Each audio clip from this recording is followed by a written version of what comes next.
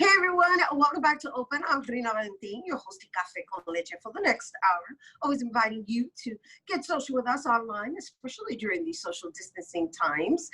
Tweet us and follow us on Instagram at BronxNet TV or like us on Facebook at Open BronxNet Television. And of course, while you're there, you can follow me on Twitter, FB, Instagram, Insta Stories, and LinkedIn at Rina Valentin. So our first guest is recognized globally for her contributions as a scholar, activist, educator, author, professor, and Yoruba priestess.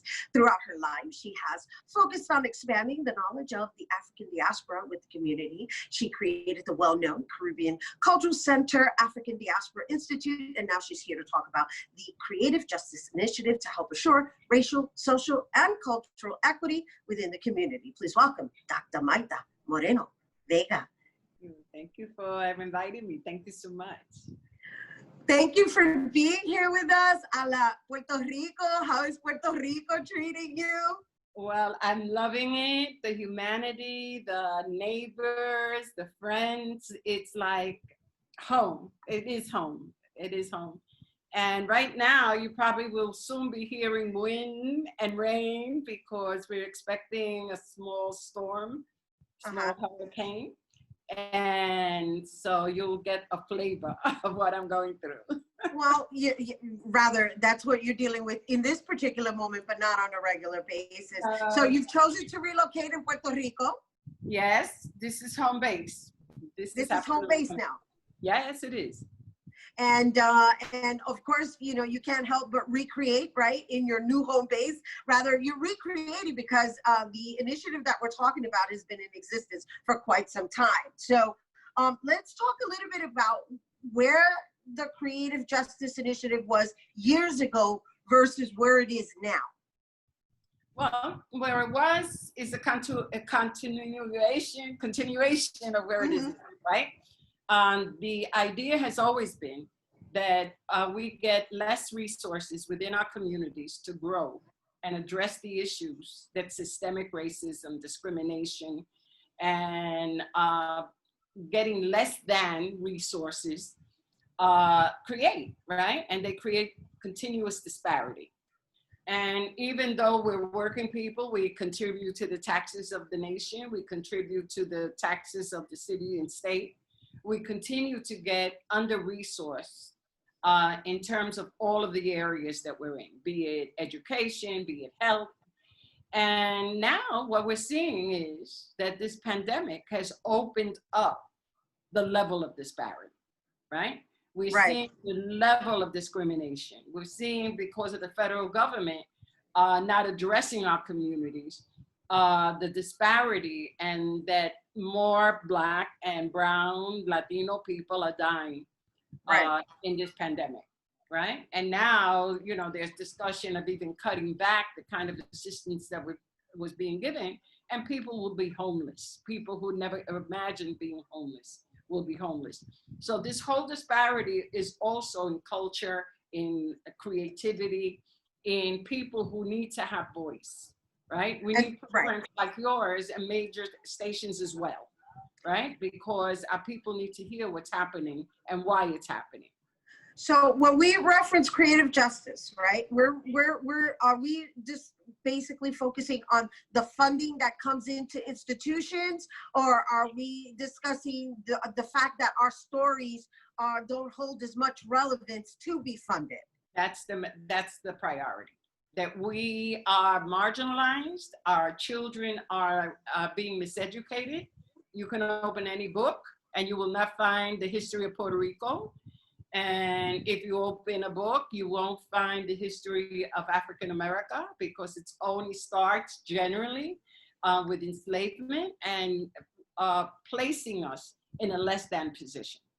So that we need to have our stories told correctly. We need to get resources equitably from the funding and distribution sources. And they have to understand not only our importance and our legacy, but let's understand that the demographics are indicating we're the majority population, right? So that we're no longer a minority in numbers. We never were in a minority. You know, my children, my students. I said, I'll fail you if you use the word minority to designate us, right?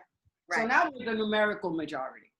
And how is it then that we continue to get under-resourced? And our children are still, because of a government that is not functioning correctly, in cages on the borders. You know, so that we have to make these connections, and that's what creative justice is about. Right, and so creative justice already has certain organizations attached to it, and or individuals who are artistic directors and or executive directors of some of the organizations, some in the Bronx, right? We got Rosario Bacrolón, Charles Rice Gonzalez, Nader Martinez. And so the goal is to what? To enroll all types of organizations nationally?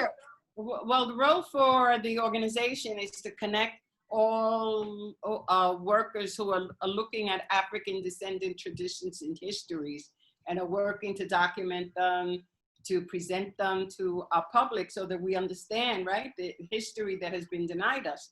But this special initiative is around really focusing on the disparity of economic resources coming into our communities. We have less institutions now, Reina, than we had 20 years ago. We had organizations across the country that were servicing our young people, that were providing direct assistance to our communities, and they no longer exist. If you look at New York City, we've lost a majority of our organizations. That Rosalba, that Charles, that the Caribbean Cultural Center with Melody Capote, and other institutions have held on is barely, right? Because you have warrior people at the forefront. But we are missing the institutions that we need for our children and for our adults. Right. And if we do not fight for that, we lose community. And why do we lose community? Because people need a place to gather. And now with physical distancing, right, that is even more difficult. You know, children are not being children. They can't play with each other. You know, but when this is over, what will survive? Right? Because almost everybody has had to cut back on staff. They can't sustain staff or their physical space. So that when the world opens up again, what will we have left? So we have to deal with that now. That's beautiful. It's wonderful. It's you know, obviously visionary thinking, which you are, and that I admire so much. And so where are you now though? So that people understand, right? Because I understand that there was a survey going around, and while you're saying this is a continuation, it seems like this is like a remobilization of this initiative. So where are you, and what are we looking to share with our viewers? Well, what we have done is that we have talked to our institutions and said, where are you? And what we're finding is that on the day-to-day, people are trying to figure it out, right? As we're trying to figure out living online and Zooms and everything to communicate. And what we found is that the data that we need as to where our institutions are is not there. The newspapers and news covers large institutions, right? You hear the Whitney has let go so many people. The MoMA has let go so many people. Nobody's saying what is happening within our communities, within our institutions. How many people are losing employment? Will these institutions survive or close? So we've developed a survey together with a cadre of national people, not only local, but statewide, as well as national, to get a snapshot of what is happening within our communities. What are the needs and issues being addressed? And what are the services not being rendered to our communities at the front lines? And this survey will serve as a platform to address people who are distributing resources, funds, be it foundations, be it corporations, be it government, to say, this is what is happening within our communities. Your surveys have excluded us, right? Have excluded organizations that are small, that maybe function on $200,000 a year or $300,000 a year, or maybe $1 million or $2 million a year. But these are small institutions that do major jobs in our communities. Where is it that our people get assistance with food? Where is it that our people get assistance with clothes, assistance filling out forms for rent and so on? are the small institutions that are within community. So we right. have to make sure that these institutions survive. So where can people go to fill out the survey? The survey is on creativejustice.initiative.com and .org, and they can also go to my website, martamoreno.vega.org.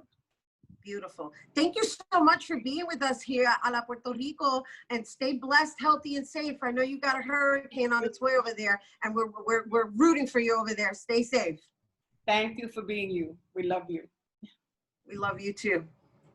You guys, once again, for more on Dr. Moreno Vega and the Creative Justice Initiative, you can visit magdamorenovega.org and or creativejusticeinitiative.com. All right, we have to take a quick break, but when we return, we'll hear about a photo festival highlighting Latin America. Don't go anywhere.